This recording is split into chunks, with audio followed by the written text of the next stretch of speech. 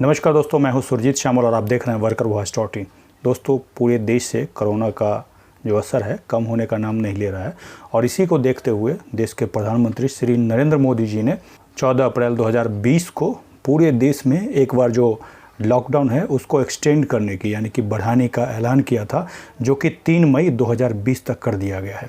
ऐसे में कमेंट्स और अन्य माध्यम से हमारे पास बहुत सारे सवाल आ रहे हैं कि क्या अप्रैल महीने का भी लॉकडाउन के दौरान जो हमारा ऑफिस बंद है उसका भी सैलरी हमें मिलेगा या नहीं मिलेगा।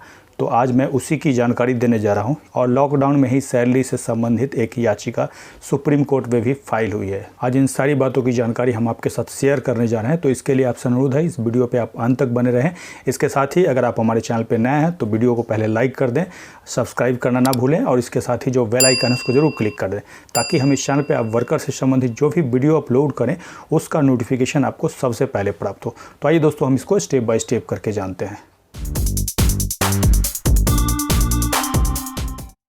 दोस्तों, जैसा कि आपका सवाल है कि लॉकडाउन के अंदर अप्रैल महीने की सैलरी मिलेगी या नहीं मिलेगी, तो इसका सिंपल सा एक जवाब हाँ या ना में होगा। लेकिन अगर हाँ या ना में मैं आपको जवाब दे दूं तो फिर आप उस पर यकीन ना करेंगे और यकीन भी नहीं करना चाहिए, क्योंकि जब भी आप मालिक के पास जाएंगे या फिर अपने कंपनी के HR के पास जाएंगे तो आपको वो तर्क वितर्क करना पड़ेगा और इसके लिए आपको इन्फॉर्मेशन होना चाहिए, आपके पास फैक्ट होना चाहिए जिसके आधार पे आप उनसे बात कर सकें। इसी के लिए हम आपको पूरा वीडियो बना करके बताते हैं। इसके साथ जो भी हमारे पास डॉक्यूमेंट होता है अपने ब्लॉग के माध्यम से भी हम आपको देते हैं, ताकि उन सारे फैक्ट के साथ न केवल आप खुद संतुष्ट हो पाएँ बल्कि आप अपने HR, अपने कंपनी के मालिक या फिर अपने आसपास में काम करने वाले साथी को भी बता सकें। आपको याद होगा 14 अप्रैल 2020 को प्रधानमंत्री श्री नरेंद्र मोदी जी के अभिभाषण के बाद देश के गृह सचिव का एक लेटर जो है सारे जो राज्य हैं, केंद्र शासित प्रदेश हैं, उसके चीफ सेक्रेटरी के नाम से जारी किया गया। इसमें लॉकडाउन एक्सटेंशन करने का सर्कुलर जारी किया गया, जिसके अनुसार आगामी 3 मई 2020 तक लॉकडाउन की जो घोषणा, हालांकि इसके बाद 15 अप्रैल 2020 को एक गाइडलाइन भी आ गया जिसमें कि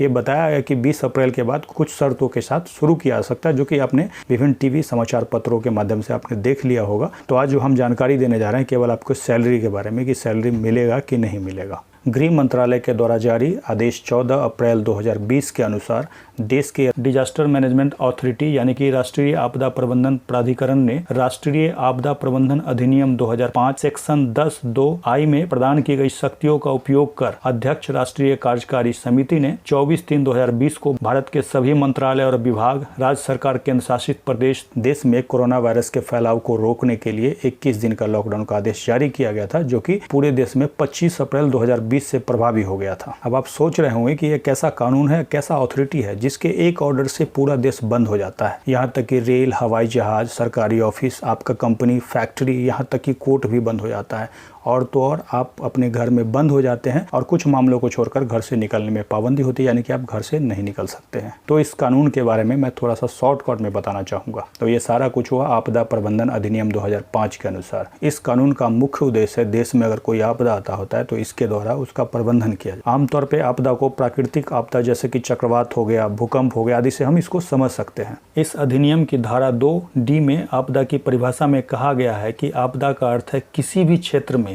प्राकृतिक या मानवकृत कारणों से या उपेक्षा से उद्भूत कोई महाविपत्ति। अभी वर्तमान महामारी के प्रकोप को दूर करने के लिए केंद्र सरकार ने कोविड-19 यानी कि कोरोना वायरस जिसको आप कहते हैं प्रकोप को गंभीर चिकित्सा स्थिति या महामारी की स्थिति के रूप में अधिसूचित आपदा के रूप में शामिल किया है। आपदा प्रबंधन अधिनियम 2005 के सेक्शन 51 से लेकर के 60 तक उल्लंघन करने वालों पे सजा का भी प्रावधान है, जिसकी चर्चा हम लास्ट में करेंगे। जैसा कि नोटिफिकेशन 14/4/2020 के पारा 2 के अनुसार इस लॉकडाउन को लागू करने के लिए दिनांक 25/3/2020, 27/3/2020, 2/4/2020, 3/4/2020, 10/4/2020 को संशोधन का समाकेतिक दिशा निर्देश यानी कि कंसोलिडेट गाइडलाइन गृह मंत्रालय के ऑफिशियल वेबसाइट के द्वारा भी जारी किया गया। मतलब क्या, जो गाइडलाइन जारी किया गया है उसमें 5 बार संशोधित करके कंसोलिडेट जारी किया गया है, जो कि हमने अपने ब्लॉग www.workervoice.in पे लिंक कर दिया है।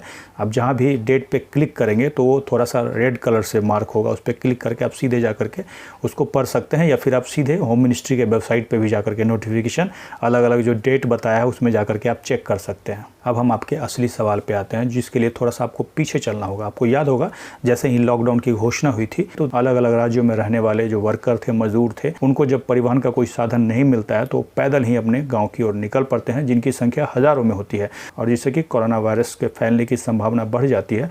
और उसके लिए हमने एक ई पिटीशन कैंपेन भी किया था और काफ़ी लोगों ने उस पर साइन किया था। उसके बाद एक मंत्रालय के द्वारा एक नोटिफिकेशन निकाला जाता है जो कि इसी एक्ट के तहत यानी कि आपदा प्रबंधन अधिनियम 2005 के हिसाब से सेम अथॉरिटी ने सर्कुलर जारी किया था 29/3/2020 को, जिसके पॉइंट नंबर 3 में जाएंगे तो उसमें स्पष्ट लिखा हुआ था कि लॉकडाउन के दौरान कोई भी जो एम्प्लॉयर है, अगर कर्मचारी ऑफिस नहीं जाता है, उसका ऑफिस बंद है, तो उसके सैलरी में कोई कटौती नहीं की जाएगी।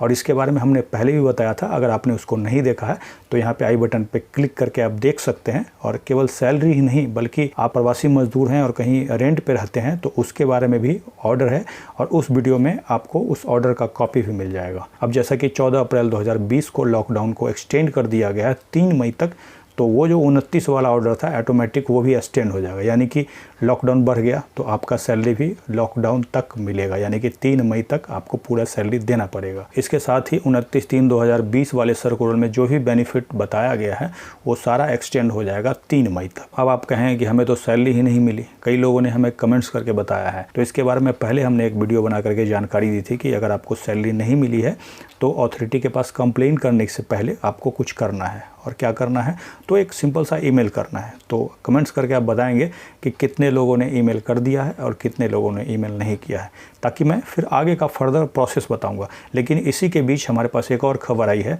कि 19 अप्रैल 2020 को सुप्रीम कोर्ट में एक केस फाइल हुआ है। तो केस किसने फाइल किया है, तो महाराष्ट्र का एक टेक्सटाइल एक्सपोर्टर है, एक कंपनी है समझिए, याचिका लगाकर सुप्रीम कोर्ट में ये जो सैलरी है इसी से राहत देने की मांग की गई। इसके बारे में हम थोड़ा सा बताना चाहेंगे आपको, क्योंकि कई लोग कमेंट्स करके पीछे बता रहे थे कि मैं गलत जानकारी दे रहा हूँ, ऐसा हो नहीं सकता। तो अब ऐसा नहीं हो सकता है तो मालिक को क्या ज़रूरत पड़ी सुप्रीम कोर्ट जाने की। वो जो याचिका लगाई गई है नागरिक एक्सपोर्टर के द्वारा, उसमें उन्होंने कहा है कि गृह मंत्रालय का जो 29 मार्च 2020 का ऑर्डर था उसके हिसाब से उन्होंने मार्च तक का सैलरी अपने कर्मचारियों को पूरा पेड किया है।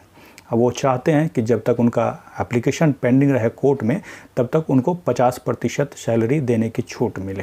अभी तक जो भी बताया वो सारा डॉक्यूमेंट आपको हमारे ब्लॉग पोस्ट पे मिल जाएगा, जिसका लिंक मैं नीचे वीडियो के डिस्क्रिप्शन में दे दूंगा। वहाँ पे क्लिक करके आप देख सकते हैं, जो न्यूज़ बताया है उसको भी जा करके पढ़ सकते हैं। और ये जो न्यूज़ है बिजनेस टुडे में पब्लिश हुआ है, इससे उन लोगों का मुंह ऑटोमेटिक बंद हो जाएगा। वो जो कह रहे थे कि इस नोटिफिकेशन से कुछ नहीं होगा, कुछ हो रहा है, तभी तो मालिक को कोर्ट की शरण लेना पड़ रहा है। खैर, इसमें आगे क्या होगा वो कमेंट्स करके आप पूछेंगे तो हम आगे उसकी जानकारी देंगे। फिलहाल अभी तक कोर्ट का कोई ऑर्डर नहीं आया है, तो आप फटाफट कम से कम डिमांड रेज कीजिए, जैसा कि हमने पीछे बताया था। और जिस वीडियो में हमने बताया वो सारा नीचे वीडियो के डिस्क्रिप्शन में आपको लिंक मिल जाएगा, उसको जाकर के देख सकते हैं। यह मैं इसी आधार पर आपको बता रहा हूँ कि जब तक सुप्रीम कोर्ट के द्वारा, जो गृह मंत्रालय के द्वारा 29/3/2020 का जो नोटिफिकेशन है उसके ऊपर कोई रोक नहीं लगाया जाता है, तब तक आप डिमांड करें, कंप्लेन करें। आगे कंप्लेन कैसे करना है अगर आपने डिमांड कर दिया तो मैं जल्द ही उसके भी जानकारी दूंगा। तो दोस्तों, जो लोग भी ये सोचते होंगे कि हमारे वीडियो को देखने से उनको सैलरी मिल जाएगा, तो इस गलत फहमी में ना रहें,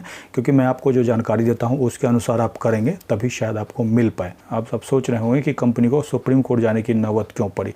तो जैसा कि दोस्तों मैंने बताया, जो अधिनियम है आपदा प्रबंधन अधिनियम 2005, उसके हिसाब से उसका उल्लंघन करने वालों के लिए अलग अलग नियम अनुसार 6 महीना से लेकर के 2 साल तक का जेल है। उसके लिए अथॉरिटी अलग है, लेबर विभाग में आपको नहीं जाना होगा, उसके लिए अलग कंप्लेन करना होगा। अगर आप लॉकडाउन की सैलरी के लिए लेबर विभाग में कंप्लेन करेंगे तो बस मानवता के आधार पर ही मालिक से बात कर सकते हैं। लेकिन मगर इस एक्ट के तहत पूरा आपका राइट्स बनता है जब तक वो ऑर्डर कैंसिल नहीं होता है या वापस नहीं लिया आता है। अभी फ़िलहाल वो ऑर्डर है। तो दोस्तों, ये जानकारी आपको कैसी लगी नीचे कमेंट्स करके ज़रूर बताएंगे। वीडियो को लाइक करेंगे और अधिक से अधिक शेयर करेंगे। इसके साथ ही विदा लेता हूँ, जल्दी एक नई जानकारी के साथ मिलते हैं। धन्यवाद।